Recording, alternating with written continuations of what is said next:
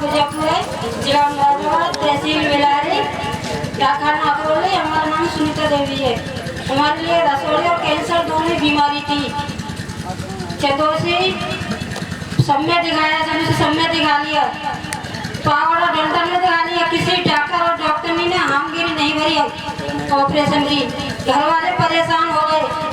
कोई भी व्यक्ति ये नहीं कहता कि जिंदा रह जाएगी, और साहस हमारा भी छूट गया कि हम जीवित अब नहीं रह पाएंगे।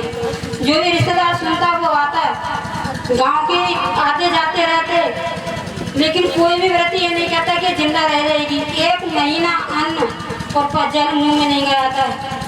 1 महीना 100 ग्राम दूध और 1 अनार से ही कटा था।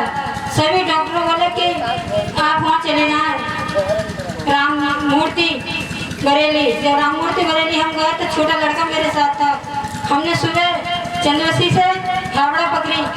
लड़का लाइन में लगा हुआ था, टिकट ले रहा था। तो उसने मेरा हाल देखा तो वापसी लौट के आ गया और मेरे सर हाथ रख के रोने लगा। कहने लगा कि मम्मी तुम्हें अगर कुछ होगा तो हमारा तो कोई भी नहीं है यहाँ पे। जब हम राम मूर्ति बरेली में पहुँचे तो टेम्पो में से उतर कर हम जा रहे तो मेरे अंदर इतनी घबराहट हो रही थी कि मुझे अपने आपे का होश नहीं रहा था। घबराहट बढ़ती जा रही थी। मैंने की अब तो मुश्किल है जो मैं अस्पताल तक भी पहुंच पाऊं, लेकिन गुरुजी की इतनी अपम कृपा हुई कि साक्षात नारायण के दर्शन हुए। गुरुजी मेरे आगे आगे जा रहे थे। जैसे ही गुरुजी के दर्शन हुए एकदम क्षमता हो गई, ये नहीं पता कि धड़कन कहाँ चली गई। और गुरुजी के कृपा से जब हम अस्पताल पहुंचे तो अस्पताल में गुरुजी हमसे पहले गेट में साफ चमक रहे थे। गए गुरुजी कमरा उसमें अस्पताल में 7 चेकअप मेरे उस अस्पताल में हुए थे। 4 घंटे में मेरी कोलकोस्कोपी हुई थी।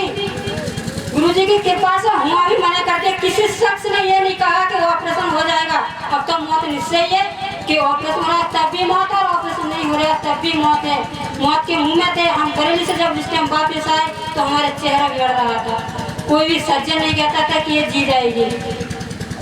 सब ने बोले कहाँ जाओगी, क्या इच्छा? तो हमने की अब कहीं नहीं जाऊंगे, बहुत टक्करे खा ली, अब तो केवल गुरुजी के ही पास जाना है, केवल मात्र दर्शन करने हैं। मृत्यु तो मुंह में, मृत्यु के मुंह में तो खास अब है, निकल ही नहीं सकते।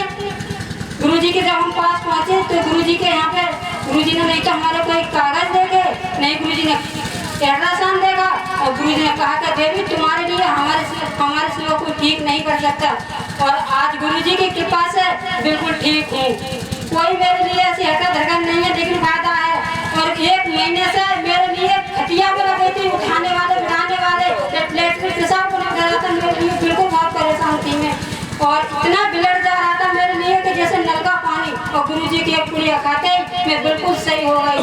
डॉक्टरों ने मेरे लिए बताया तो हमारे नंदे पुलिस में दरोगा उनका साझा को ड्यूटी कराए थे, वो आए। उन्होंने कहा कि देखो क्या बात रही कि डॉक्टरों ने मना कर दिया। तो चलो से डॉक्टर ने कम 1 घंटे तो इंग्लिश में और 1 घंटे हिंदी में बात हुई थी। और उन्होंने कहा कि अगर तुम इनके लिए कुछ हो जाता तो तुम जेल में होती और तुम्हारा स्वतः सील हो जाता।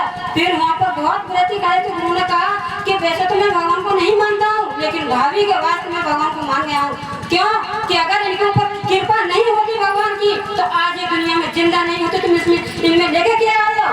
क्या इनमें तो सांसें चल रही है परमात्मा के नाम की।